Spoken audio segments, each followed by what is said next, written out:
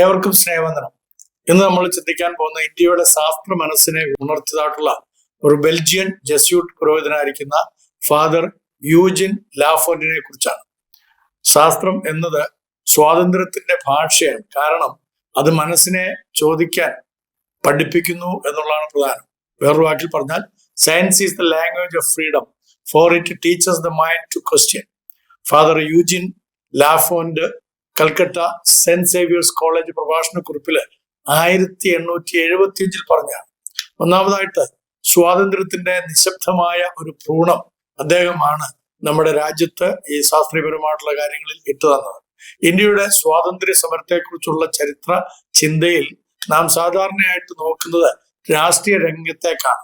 സ്വാതന്ത്ര്യ സേനാനികൾ, വധശിക്ഷകൾ കിട്ടിയതായിട്ടുള്ള ആളുകൾ, ദേശസ്നേഹ പ്രസംഗങ്ങൾ നടത്തിയവരൊക്കെ. എന്നാൽ രാജ്യത്തിന്റെ യഥാർത്ഥ വിമോചനത്തിന് മറ്റൊരു നിരന്തരമായ സമരം നടന്നു എന്നുള്ളത് നമ്മൾ മറന്നുപോരുന്നു. ശാസ്ത്ര പരീക്ഷണശാലയിലെയും ക്ലാസ് മുറിയിലെയും ഒരു വിപ്ലവമായിരുന്നു അത്. അവിടെയായിരുന്നു ഒരു അപൂർവ വ്യക്തിത്വത്തിന്റെ പ്രവർത്തനം നടന്നത്. ബെൽജിയൻ ജസ്യൂട്ട് പുരോഹിതനായിരുന്ന ഫാദർ യൂജിൻ ലാഫോന്റ് 1837 മുതൽ 1908 വരെ ആയിരുന്നു അദ്ദേഹത്തിന്റെ ജീവിത ആയുഷ്കാലം. ആ പട്ടക്കാരൻ, ആ പുരോഹിതൻ രാജ്യം നേടിയ സ്വാതന്ത്ര്യം എന്നതിലുപരി ജനതയെ പഠിപ്പിച്ചത് മുക്തിബോധം, ചിന്തയിലൂടെയും അന്വേഷണത്തിലൂടെയും മനസ്സിന്റെ സ്വാതന്ത്ര്യം നേടാനുള്ള മാർഗം എങ്ങനെ എന്നതായിരുന്നു. രണ്ടാമതായിട്ട് അദ്ദേഹത്തെ കുറിച്ച് നമുക്ക് കാണാൻ കഴിയുന്നത് സാമ്രാജ്യത്തിന്റെ ബുദ്ധിജീവിതത്തിലേക്ക് ഒരു വരവായിട്ടാണ് അദ്ദേഹത്തെ കാണാൻ കഴിയുന്നത്. 1859 അദ്ദേഹം കൽക്കട്ടയിൽ എത്തുന്നത്. 1857 നമുക്കറിയാവുന്ന പോലെ ആഭ്യന്തര ലഹളയുടെ പുക മാഞ്ഞതിന് പിന്നാലെ ബ്രിട്ടീഷ് കിരീടം ഇന്ത്യയുടെ നേരിട്ടുള്ള ഭരണാധികാരം ഏറ്റെടുത്തു. ബൗദ്ധിക അധിനിവേശനത്തിന്റെ കാലഘട്ടം ആ കാലം മുതൽ ആരംഭിക്കുകയും ചെയ്തു. തോമസ് ബാബിങ്ടൺ മക്കോളെ 1835 നടത്തിയതായിട്ടുള്ള ഒരു വലിയ പ്രസംഗമുണ്ട്. അതിൽ അദ്ദേഹം പറയുന്നത് മിനിറ്റ് ഓൺ ഇന്ത്യൻ എഡ്യൂക്കേഷൻ, ഇന്ത്യയിലെ വിദ്യാഭ്യാസത്തിന്റെ ലക്ഷ്യം അദ്ദേഹം നിശ്ചയിക്കുകയായിരുന്നു. അതെന്താണെന്ന് വെച്ച് കഴിഞ്ഞാൽ Indian in blood and colour but English in taste and ഇന്റലക്ട്സ്. ഭാരതീയ രക്തവും വർണ്ണവുമുള്ള പക്ഷേ ചിന്തയിലും രുചിയിലും ഇംഗ്ലീഷുകാരായ മനുഷ്യരെ നാം സൃഷ്ടിക്കുക എന്നുള്ളതായിരുന്നു അദ്ദേഹം എഡ്യൂക്കേഷനുമായിട്ട് ബന്ധപ്പെട്ട് സംസാരിച്ചത്. ഇതിനോട് കൃത്യമായ ഒരു എതിർസ്ഥാനത്താണ് ലാഫോണ്ട് നിന്നത് എന്ന് നമുക്കറിയാം. അദ്ദേഹത്തിന്റെ താല്പര്യം ഇന്ത്യൻ മനസ്സിനെ പഠിപ്പിക്കേണ്ടവരായി കാണാനല്ല, ഉണർത്തേണ്ടുന്നവരായി കാണാനായിരുന്നു താല്പര്യം. അതിനായിട്ട് സെന്റ് സേവിയേഴ്സ് കോളേജിൽ അദ്ദേഹം സ്ഥാപിച്ചത് ഇന്ത്യയിലെ ആദ്യകാല ആധുനിക ഫിസിക്സ് ലബോറട്ടറികളിലൊന്നാണ്. His class room became a place where Indian students first saw electricity in motion, heard the resonance of waves and touched the instruments that decoded nature's secret.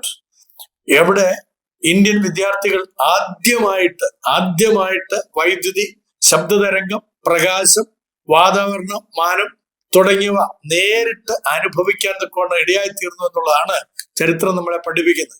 ഇത് വെറും ശാസ്ത്രീയമായ പ്രകടനം മാത്രമായിരുന്നില്ല, കൊളോണിയൽ അധികാരത്തിന്റെ അറിവിന്റെ മോണോപോളി തകർത്ത ആദ്യ പാഠം കൂടെ ആയിരുന്നു. മൂന്നാമതായിട്ട് Indian association for the cultivation of science, IACS, Indian association for the cultivation of science. അത് 1876 ലാഫണ്ട് പ്രശസ്ത ഡോക്ടറും സാമൂഹ്യ ചിന്തകനുമായ ഡോക്ടർ മഹേന്ദ്രലാൽ സർക്കാരിനൊപ്പം ചേർന്ന് Indian association for the cultivation of science അല്ലെങ്കിൽ IACS എന്ന് പറയുന്ന ആ സ്ഥാപനം ആരംഭിച്ചു. ഇന്ത്യയിലെ ആദ്യ ഇന്ത്യൻ നിയന്ത്രിത ശാസ്ത്ര സ്ഥാപനമായിരുന്നു. അപ്പൊ നമ്മൾ ഇന്ന് ശാസ്ത്രത്തെ കുറിച്ചൊക്കെ ഒരുപാട് വീരവാദങ്ങളൊക്കെ പറയുമ്പോൾ ഓർത്തുകൊള്ളണം. മോഡിജി അടക്കം എല്ലാ നമ്മുടെ പ്രധാനപ്പെട്ട ഇന്ത്യൻ ദേശീയതയിൽ നിന്ന് നിൽക്കുന്നതായിട്ടുള്ള ആളുകൾ ഓർക്കണം, ഇതിനൊക്കെ നാന്ദി കുറിച്ചതും നമുക്കൊരു സയന്റിഫിക് ആയിട്ടുള്ള മെത്തേഡുകളെ പറഞ്ഞു തന്നതും ഇവിടുത്തെ പുരോഹിതന്മാരാണ്. മനസ്സിലാകുന്നുണ്ടല്ലോ? ഇവിടുത്തെ ക്രൈസ്തവ പുരോഹിതന്മാര് നമുക്ക് കൊണ്ടെത്തന്നായിട്ടുള്ള ഏറ്റവും വലിയ നേട്ടമാണ് ഒരു ശാസ്ത്ര സ്ഥാപനം, ഒരു സയന്റിഫിക് എസ്റ്റാബ്ലിഷ്മെന്റ് എന്നുള്ളത്. അപ്പൊ ഈ സ്ഥാപനത്തിന്റെ പേര് തന്നെ രാഷ്ട്രീയ പ്രസ്താവനയായിരുന്നു. അത് റോയൽ അല്ലെങ്കിൽ ഇമ്പീരിയൽ സൊസൈറ്റി അല്ല, മറിച്ച് ഇന്ത്യൻ അസോസിയേഷൻ. അതിന്റെ ലക്ഷ്യം വ്യക്തമായിരുന്നു. അതായത് ഇന്ത്യക്കാർക്കായിട്ട് ഇന്ത്യക്കാരാൽ ഇന്ത്യയിൽ ശാസ്ത്രം വളർത്തുക, അപ്പൊ അത് പഠിപ്പിക്കുന്ന ആരാണ്? ബെൽജിയത്തിൽ നിന്ന് വന്നിട്ടുള്ള ഈ യൂജിൻ എന്ന് പറയുന്ന പുരോഹിതനാണ്. കൽക്കട്ടയിലെ ബൗവാസാറിലെ 210 നമ്പർ വീട്ടിൽ ആരംഭിച്ച ഈ സ്ഥാപനം പൊതുജനങ്ങൾക്ക് തുറന്ന ശാസ്ത്ര പ്രഭാഷണങ്ങളും പരീക്ഷണ പ്രദർശനങ്ങളും ഒക്കെ അന്നു മുതൽ സംഘടിപ്പിക്കുവാനിടയായി. അത് കാലഘട്ടത്തിൽ അത്യന്തം വിപ്ലവകരമായിരുന്നു. അഥവാ അറിവ് ആദ്യമായി ജനാധിപത്യമായി തീർന്ന ഒരു കാലഘട്ടമാണ്. അതുവരെ നമുക്കറിയാവുന്നതുപോലെ ഇവിടെ ഉണ്ടായിരുന്നത് മനുസ്മൃതിയിൽ അടിസ്ഥാനപ്പെട്ടുകൊണ്ടുള്ളതായുള്ള സവർണ വിദ്യാഭ്യാസം, അതും വേദങ്ങളിൽ അടിസ്ഥാനപ്പെട്ടുകൊണ്ടുള്ള വിദ്യാഭ്യാസമായിരുന്നു. എന്നാൽ അതിനെ ശാസ്ത്രീയമായിട്ട് അത് സാമാന്യ ജനങ്ങൾക്ക് പോലും കയ്യെത്താവുന്ന തരത്തിലേക്ക് ആക്കി തീർത്തത് ഫാദർ യൂജിൻ എന്ന് പറയുന്നതായിട്ടുള്ള ഈ ഒരു പട്ടക്കാരനാണ്, ഈ ഒരു പുരോഹിതനാണ്. അമൃത ബസാർ പത്രികയും ദ ഹിന്ദു പാട്രിയറ്റും അതിനെപ്പറ്റി റിപ്പോർട്ട് ചെയ്തപ്പോൾ ഗ്ലാസ് ട്യൂബുകളിലൂടെ മിന്നലിനെ നൃത്തം ചെയ്യിച്ച പുരോഹിതൻ എന്ന വിശേഷണമാണ് അദ്ദേഹത്തെ കുറിച്ച് അന്ന് അവർ ഉപയോഗിച്ചത്. നാലാമതായിട്ട് ഇന്ത്യൻ ശാസ്ത്ര വിശ്വാസത്തിന്റെ ഉത്ഭവത്തെ കുറിച്ച് നമുക്ക് ചിന്തിക്കാം. IACS പാഠങ്ങളിൽ നിന്ന് പ്രചോദനം നേടിയവരിൽ ഏറ്റവും പ്രശസ്തനായത് CV രാമൻ എന്ന് പറയുന്ന മഹൽ വ്യക്തിയായിരുന്നു. രാമൻ തന്നെ നോബൽ പുരസ്കാരം നേടിയ പരീക്ഷണങ്ങൾ നടത്തിയത് ഇതേ സ്ഥാപനത്തിലാണ്. അദ്ദേഹം തന്നെ അതിനെക്കുറിച്ച് പറഞ്ഞിരിക്കുന്നത് Indian association for the cultivation of science, അതാണ് ഇന്ത്യയിലെ ആധുനിക ശാസ്ത്രത്തിന്റെ ഉറവിടം എന്നാണ്. ഫാദർ യൂജിൻ ലാഫോണ്ട് 1908 അന്തരിച്ചിരുന്നെങ്കിലും അദ്ദേഹത്തിന്റെ ഭൗതിക വിത്തുകൾ രാമന്റെ കണ്ടെത്തലുകളിൽ ഫലപ്രദമായി കാണാൻ കഴിയും. ലാഫോർഡിന്റെ സ്വപ്നം അതിലൂടെ പൂർത്തിയായി എന്ന് നമുക്ക് മനസ്സിലാക്കാൻ കഴിയും.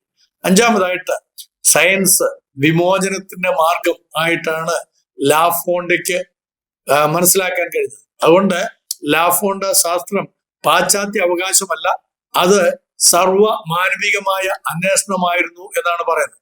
അദ്ദേഹം എഴുതിയ ഒരു പ്രഭാഷണത്തിൽ ഇങ്ങനെയാണ് പറയുന്നത്: മനുഷ്യബുദ്ധി യൂറോപ്പിലോ ഇന്ത്യയിലോ ജനിച്ചതായാലും പ്രകൃതിയുടെ നിയമങ്ങൾ ഗ്രഹിക്കാൻ അതിന് സമാന ശേഷിയുണ്ട്.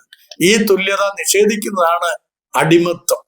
ഇതാണ് അദ്ദേഹത്തിന്റെ ദൗത്യത്തിന്റെ സാരാംശവും. അപ്പോൾ സവർണാധിപത്യം സാധാരണ ഇന്ത്യക്കാരുടെ ബുദ്ധിയെ നിസാരമാക്കുമ്പോൾ ലാഫോണ്ട് ശാസ്ത്ര പാഠങ്ങൾ വഴി സ്വാഭിമാനവും സ്വാതന്ത്ര്യവും മനുഷ്യരിലേക്ക് പഠിപ്പിക്കുവാനിടയായിത്തീർന്നു. അദ്ദേഹം വിശ്വസിച്ചത് യഥാർത്ഥ വിദ്യാഭ്യാസം അനുസരണയല്ല, അന്വേഷണം ഉണർത്തുന്നതാണ്. ഓരോ വ്യക്തിയുടെയും അന്വേഷിക്കാനുള്ള ത്വരയാണ് യഥാർത്ഥത്തിലുള്ള സ്വാതന്ത്ര്യം എന്ന് പറയുന്നത്. അപ്പൊ ഓരോ പരീക്ഷണവും ഓരോ സ്പാർക്കും അദ്ദേഹത്തിന് വേണ്ടി സ്വാതന്ത്ര്യത്തിന്റെ കണികകൾ ആയിരുന്നു എന്ന് നമുക്ക് മനസ്സിലാക്കാൻ കഴിയും. ആറാമതായിട്ട് ജെസ്യൂട്ട് പാരമ്പര്യവും ഭാരതീയ മനസ്സും എന്നുള്ള വിഷയത്തെ കുറിച്ചാണ് പറയുന്നത്. ലാഫോണ്ട് പിന്തുടർന്ന വിദ്യാഭ്യാസ ചിന്ത ജെസ്യൂട്ട് പുരോഹിതന്മാരുടെ ശതാബ്ദങ്ങളായ പാരമ്പര്യത്തിലാണ് ഉറച്ചിരുന്നത്. ദൈവപ്രവൃത്തിയെ എല്ലായിടത്തും കണ്ടെത്തുക എന്ന ആശയം, ഇത് ശാസ്ത്രവും മതവും തമ്മിൽ വിരോധമല്ല, മറിച്ച് സമുന്നയമാണ് എന്ന് അവര് പ്രതിപാദിച്ചുകൊണ്ടിരുന്നു. Lafont synthetic of faith and reason reflected the classic Jesuit intellectual heritage, the belief that studying the natural world reveals the divine order within creation. But in the Indian colonial context, this theology became a philosophy of emancipation.